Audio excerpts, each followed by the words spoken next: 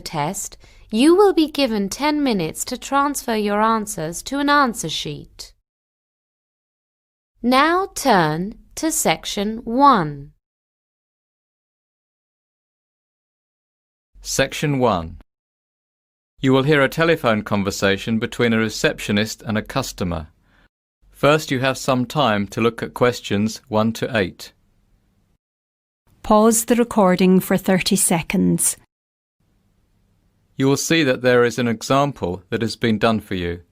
On this occasion only, the conversation relating to this will be played first. Good morning. Fairview Lake Camping Center. Can I help you? Oh, yes. I'm interested in bringing a group of school children to your centre for a week's stay this summer, and I'd like some information. Could you tell me something about your organisation? Certainly, sir. We have 3 main functions, really. We are a conference centre, an educational institution, and simply a place where you can come and have a fun-filled weekend. Whatever your goal is, our professional staff are on hand to help you. The answer is an educational institution, so this has been filled in for you. Now we shall begin.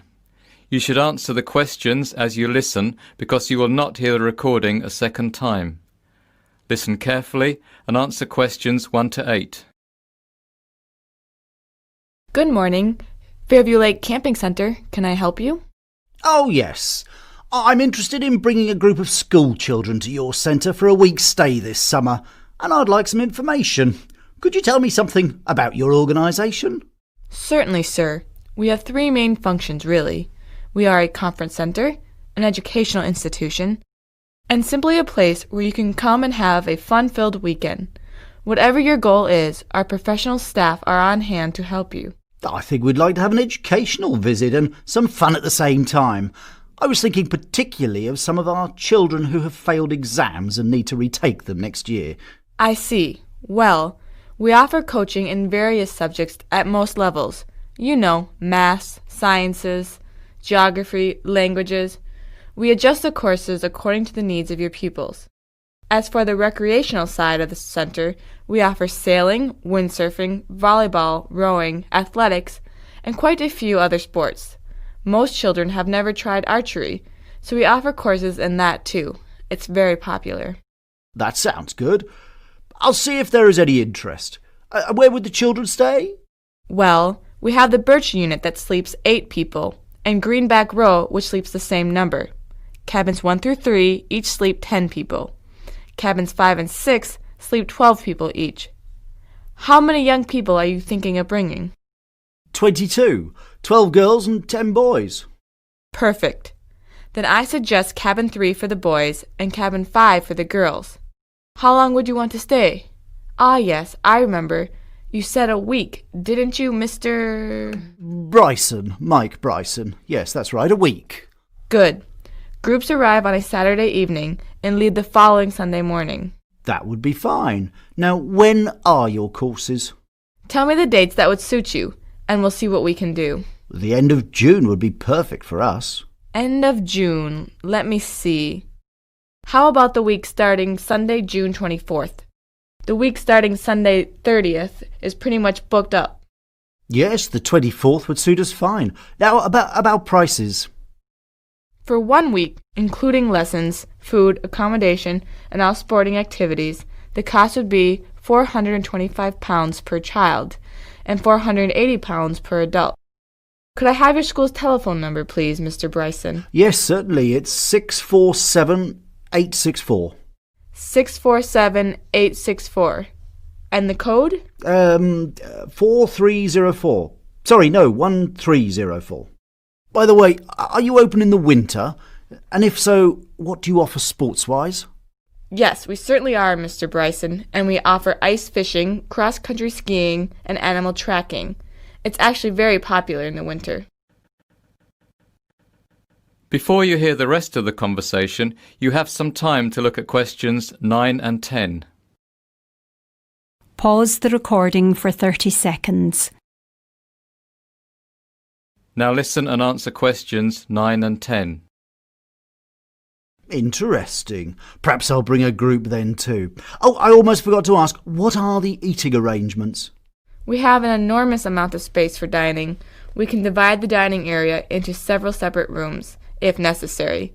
If you really want your privacy, we can give you a separate room, but actually we find that mealtimes gives you the opportunity to meet people from other groups. There's no difference in price, whatever you choose. Right. What if we want to cook our own meals now and again? Yes, that can be arranged. All of the units have their own tiny kitchens, but there are also many outdoor areas where you can cook over an open fire. We try and have several barbecues too, which are very popular. That all sounds very satisfactory. I know the kids will be enthusiastic, and the prices sound fair enough, so I'll speak to my headmaster and get back to you as soon as possible. Good, Mr. Bryson. I look forward to hearing from you. That is the end of section 1. You now have half a minute to check your answers. Pause the recording for 30 seconds. Now turn to section 2.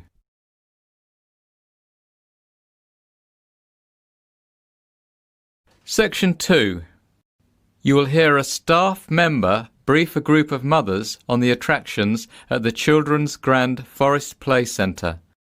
First, you will have time to look at the questions 11 to 15. Pause the recording for 30 seconds. Now listen carefully and answer questions 11 to 15. I'm delighted to welcome you all here to our magical little outdoor play centre.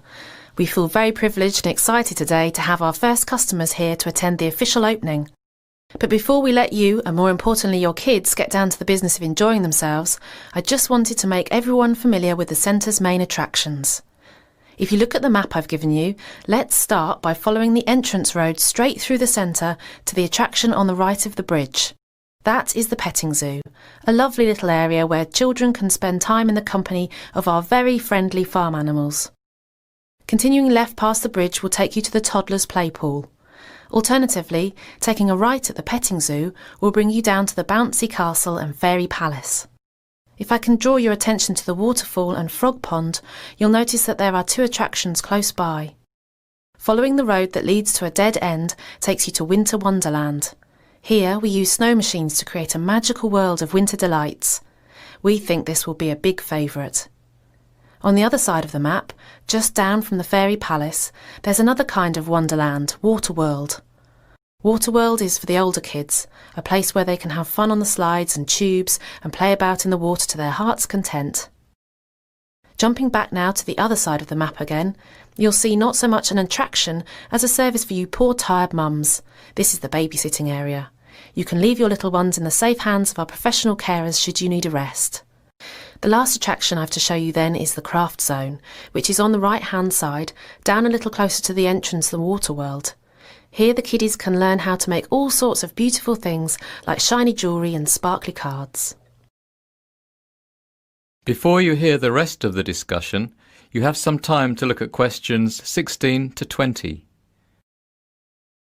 Pause the recording for 30 seconds. Now listen and answer questions 16 to 20. That's pretty much everything you need to know, but before I finish, let me just tell you a little more information about the wonderful animals of the petting zoo. The petting zoo is divided into 3 areas. The area on the left-hand side is where children can go on rides, hence the name Ride Zone. We have a friendly donkey called Dan and a gorgeous little pony called Polly. Dan the donkey and Polly the pony are joined for this week only by a very special guest, Larry the llama. Queue for rides at the entrance to the inner circle and pay at the pay station located in front of the parent sit and watch stand. The centre area is known as the mini farm zone. Here the children can see lots of different farm animals living just as they would on a real farm. Join Farmer Tom as he gives half-hourly tours of the farm and shows the little ones how to milk the cows and goats and how to feed the grumpy old pigs. Zone 3 is an area we are very excited about. We call it the Performance Zone. Inside the arena, some of our brightest animals will perform a series of tricks for the children, who will also be entertained by Cluxy the Clown and his show band, the Racketeers. The Racketeers will perform on the main stage at the centre of the arena on the hour, every hour. That concludes my little introduction. I hope you have a tremendous day. That is the end of section 2. You now have half a minute to check your answers. Pause the recording for 30 seconds. Now turn to section 3.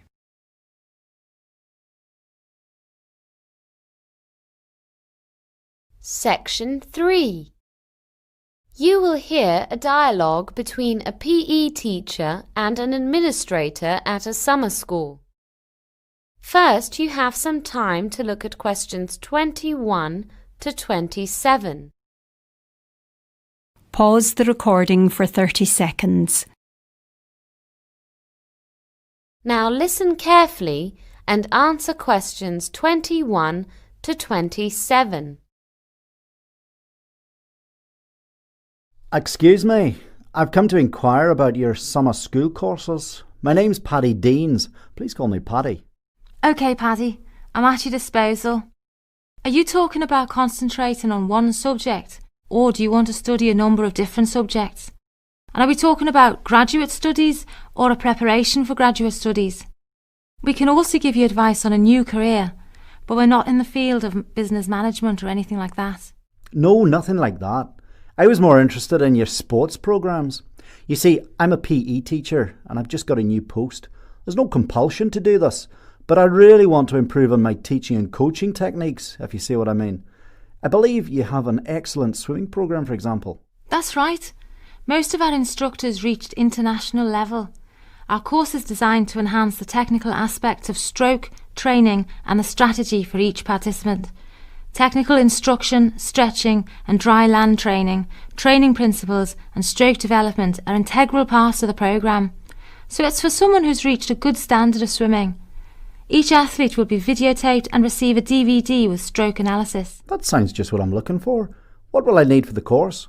Swimming trunks, towel, swim cap, flippers, goggles and a pillow and bed linen for the week. Right, I understand.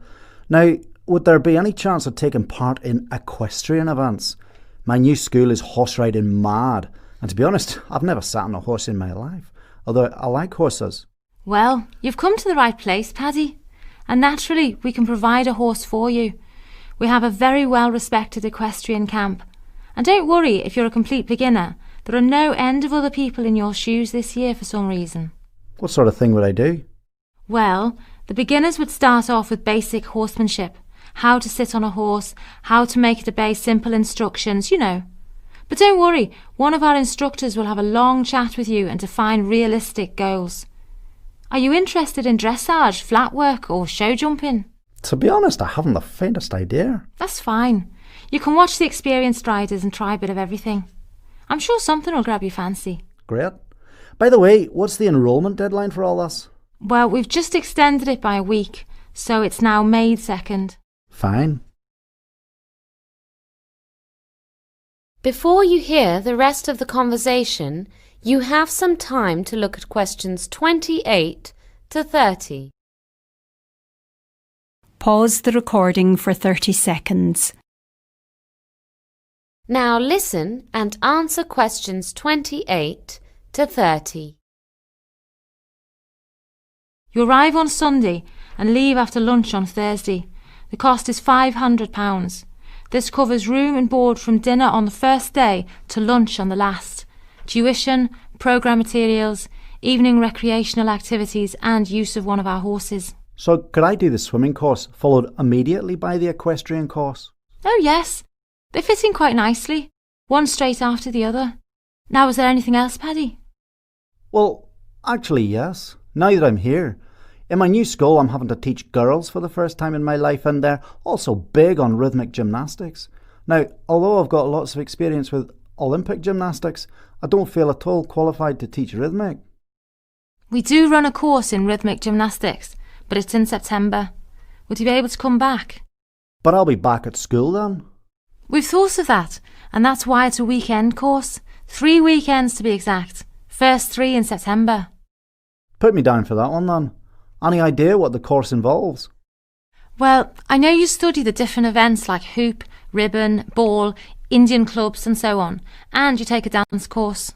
A dance course? But I'm the world's worst dancer. You should see me do the tango. No, Paddy, it's not that type of dancing.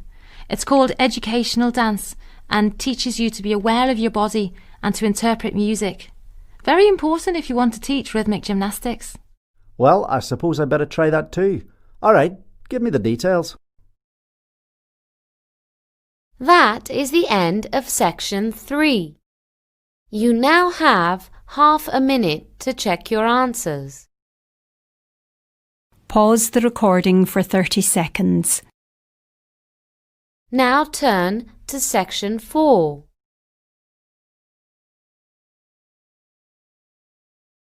Section 4. You will hear someone giving a talk to parents on planning further education for their children. First, you have some time to look at questions 31 to 40. Pause the recording for 1 minute. Now listen carefully and answer questions 31 to 40. Tonight, I'd like to address myself to parents who are planning to send their children to university, but who might be concerned about the cost. There's no doubt that university education is a great asset. Not only will your children learn and grow, but according to the Department of Skills figures, on average, someone with higher education earns 50% more in a lifetime than someone without. But in the last decade or so, the cost of getting a degree has more than doubled, and it looks as if things are going to get worse. Maintenance grants were abolished in 1997, and tuition fees introduced for students in England, Wales and Northern Ireland. University fees are rising steadily, some of them more than £6,000 a year. If you thought funding a university education was beyond your reach, think again. With sound planning, you can provide your children with this opportunity of a lifetime.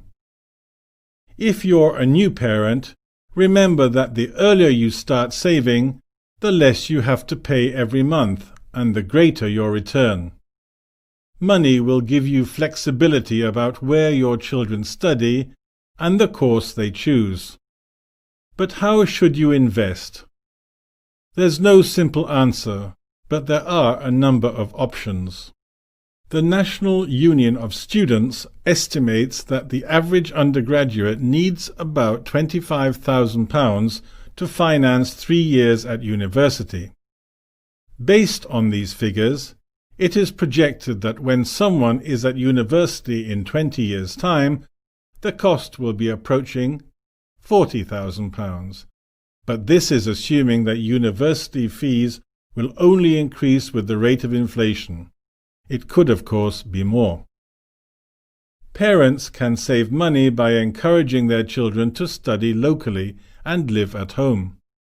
Almost 80% of the costs students incur are living expenses: rent, food bills, travel, laundry, etc.